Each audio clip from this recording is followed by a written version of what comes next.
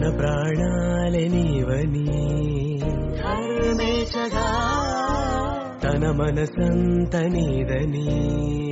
అర్థేచగా తన వలపంత నీకని కామేచగా అవధులు లేని ప్రేమకై మోక్షేచగా మూడు ముళ్ళతో 7 అడుగుల అగ్ని సాక్షిగా ఇద్దరు ఒకటిగా మారగా